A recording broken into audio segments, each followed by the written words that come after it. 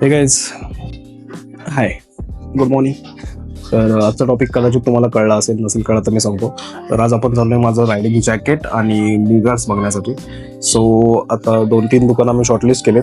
तर सगळ्यात आधी मी सुधीरकडे जाईन, त्याला पिक करेन, थोडं फ्रेश वगैरे होतो, चहा वगैरे घेतो आणि 2-3 शॉर्टलिस्ट केलेली दुकानं आहेत तर आम्ही तिथे व्हिजिट करू. पण सगळ्यात आधी मी रॉयल एनफील्डच्या शोरूमला जाईन, कारण रात्री मी 2-3 जॅकेट्स मी शॉर्टलिस्ट केले, ऑनलाईन चेक करत होतो मी, पण ते त्यांच्याकडे अवेलेबल आहेत की नाही हे बघायला लागणार आहे त्याला. सो आता बघूयात.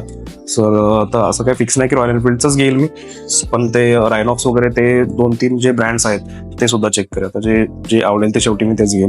सो आता बघू, चला बघूयात. मी आवडतो, फ्रेश होतो, भेटूयात पुढे. Stay tuned. तुम्हाला दिसतं का नाही काय माहिती, तर अचानक आमच्या बंधुराजांचा फोन आला मला की आपल्याला अजून एक बॅग लागणार आहे. आय डोंट नो आता कोणती बॅग आहे. तर हा, चला आपल्या भावाला भेटूयात. त्या आपल्याच गाड्या आहेत सगळ्या.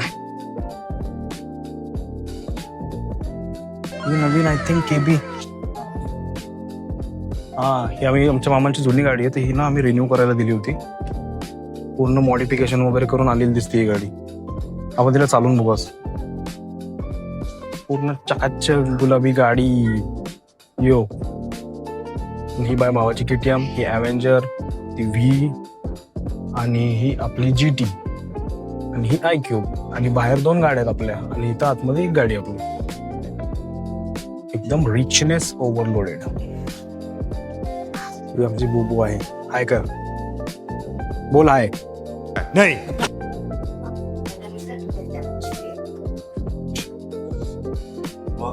व्लॉगच करत आलो रे मी. तर फायनली बोबूने आमच्या तोंडावर कोलंबस दिल्यानंतर आम्ही थेट निघालो आरीच्या शोरूमला. शोरूमच्या बाहेर पोहोचताच आम्हाला 5 मिनिटं तरी पार्किंगलाच लागले. त्यानंतर आतमध्ये जाता 2 आरीच्या स्पेशल बाईक दिसल्या. त्यांना मस्त प्रेम देऊन आम्ही आतमध्ये गेलो तर सेल्समन तर गायबच होता. त्यामुळे आम्ही आमची सेल्फ सर्व्हिस करायला सुरुवात केली. 2-3 जॅकेट्स पाहिले, पण जे आपण शॉर्टलिस्ट केले होते त्यातलं तर एकही मला दिसलं नाही.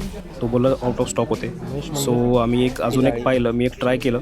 आता जे तुम्ही बघताय स्क्रीनवरती ते होतं एक ब्लॅक आरीचं जॅकेट, ब्लॅक रेड. तर मला फिटिंगला वगैरे व्यवस्थित बसलं होतं ते, पण त्याच्यामध्ये चेस्टला आर्मर्स नव्हते. सो तो एक थोडासा हे वाटला मला डिफेक्ट त्यात. बजेटमध्ये होता, पण तरी आम्ही विचार केला की अजून 2-3 शॉप्स चेक करावे आणि मग डिसाईड करावं कोणतं घ्यायचं ते. तर काय, आपण निघालो होतो नेक्स्ट शॉपवरती. तर तिकडे बघूयात आता कोणत्या आपल्याला ब्रँड्सचे मिळतात ते. आज काही करून आपलं जॅकेट घेऊन घरीच जायचंच आहे असं तर डिसाईडच केलं आहे मी. तर चला बघूयात. LS2 ब्रँड तर लिहिला आहे. LS2चं जर बजेटमध्ये मिळालं तर आपण नक्की घेऊयात ते. बघूयात आता आतमध्ये जाऊन कोणते कोणते आहेत अजून यांच्याकडे. आमच्या बोबूसारखाच या काकांनी सुद्धा आम्हाला कोलंबस दिला, त्यामुळे आम्ही सरळ थेट वरती गेलो. आतमध्ये गेल्यानंतर LS2चे भरपूर जॅकेट्स होते, तर त्यातलं मला एक रेड आणि ब्लॅक आवडलं होतं. ते मी ट्राय केलं, बघत होतं कसं फिटिंगला वगैरे आहे. थोडंसं आउट ऑफ बजेट होतं, पण मला ट्राय करायला काय जातं आहे.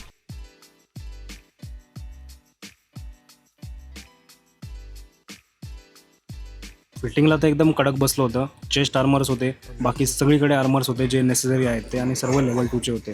फक्त एकच प्रॉब्लेम होता की हे खूप आउट ऑफ बजेट होतं, 10+ जात होतं माझ्यासाठी ते. सो मग मी फक्त ते ट्राय करून बघितलं. नाही, आम्ही LS2चं पण पाहिलं, एक फायनल केलं होतं त्यातलं, पण तरी आमचा कल आरीकडे जास्त फिरतोय. आता बघूयात, तरी आम्ही अजून 2 ठिकाणी जाणार आहे, त्यानंतर ठरवूयात कुठलं घ्यायचं फायनली. तरी बघू, असं तर वाटतं आरीच घेईल ॲट द एंड, पण लेट्स सी. चला मग. तर काही 2 शॉप्समधून फक्त एकच जॅकेट आम्ही शॉर्टलिस्ट केलं आहे. आता अजून 2 शॉप्स बाकी आहेत. तर आता पोटातले कावळे जे आहेत त्यांनी राईड करायला सुरुवात केली, आणि मी माझ्या भावाला बिर्याणीचा ऑप्शन दिला, आणि त्यांनी त्याच्यावरती वडापावची चटणी होती. त्यामुळं आम्ही थेट निघालो गार्डन वडापाव खायला.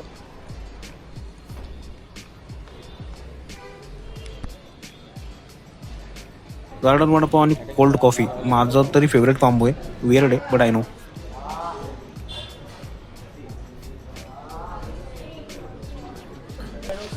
तर 2-2 वडापाव ठोसून आम्ही गेलो आपल्या शेवटच्या शॉपला.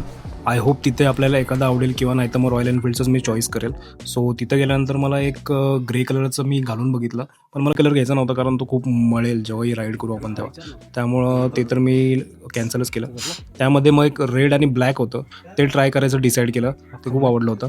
सो आता ते ट्राय करत होतो मी. रेड वगैरे असेल ना मेरे साईडला गेलो.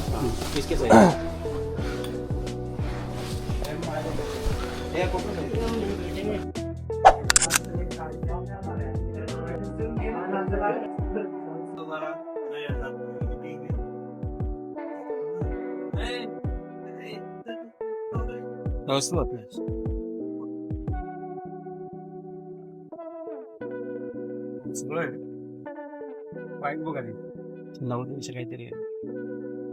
तू 7.5 त्याला 1,000-1,500 रुपये त्याला ह्याला घालावेच लागणार चेस्ट प्रोटेक्टरला.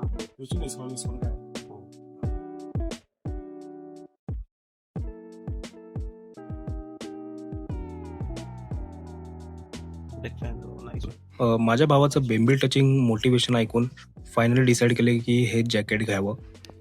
काहीच आता आम्ही चाललंय हेच हा वालाच फिक्स करायचा रायनॉक्सचा रेडवाला आणि पॅन्ट बघायचं चाललंय. मी निगाड घेणार होतो पण निगाड नको म्हणतोय ब्रो, त्यापेक्षा पॅन्टमध्ये इन्व्हेस्ट कर, एकदाच तुझं गेअर होऊन जाईल.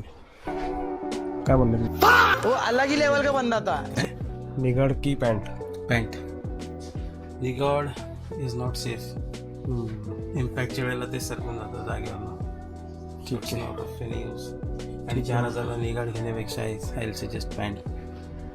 नाही ठीक आहे, घेतो आता. काय तू म्हणतोस तसं, तू म्हणशील तसं आता काय घ्यावेच लागेल. आता बघूयात तरी.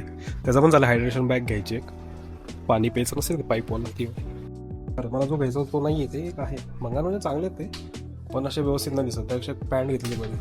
आणि पॅन्ट घेतली तर फक्त मला शूज राहील, तेवढंच का सोडायचं. पण ठीक आहे, आपण थोड्या दिवसांनी घेऊ. एकदम पण नको सगळे उडवायला. पहिलीच ट्रिप आहे आपली, तर थोडंसं ना नॉर्मली हे करूया आपण. त्याच आम्ही फायनली फुल्ली गिअर घेतलेला आहे. एक पॅन्ट आणि एक जॅकेट. आलतो निगाड बघायला. जॅकेट आरीचं घेणार होतं पण रायनॉक्सचं आवडलं इथं. फुल्ली पॅडेड वगैरे होतं, ते लेवल 2 पॅड वगैरे सगळं काय काय होतं त्याच्यावरती. सो मग आम्ही तेच घेतलं. आर्मर. ठीक आहे, आता आम्ही निघतोय. घरी गेल्यावर फुल दाखवतो मग तुम्हाला कसं काय घेतो. तसं आज आला असेल व्हिडिओमध्ये, पण चेक करू तुला. तर गाईज आता ना आम्ही घरी निघालो. या सिग्नलला आजी दिसल्या, तर कदाचित तुम्ही यांना ओळखत असाल. या मर्दानी खेळ करतात इथे सिग्नलवरती, खूप फेमस आहेत. तर चला निघूयात घरी.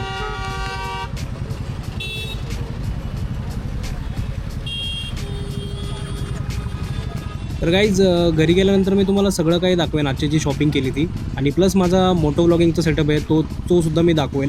तर चला आता घरी गेल्यानंतर बघूयात काय काय आणलं आहे मी. त्या तुम्हाला परचेस दाखवतात काय केला मी.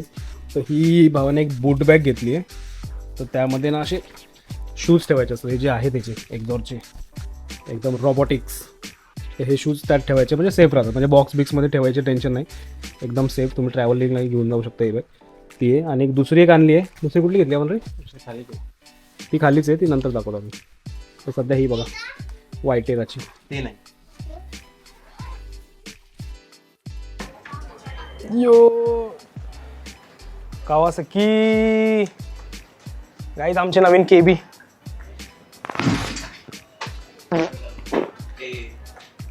खाली का?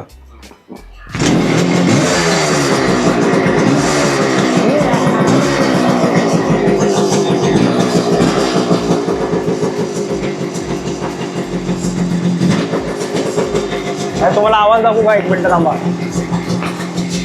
मला प्रॉपर आवाज दाखवा.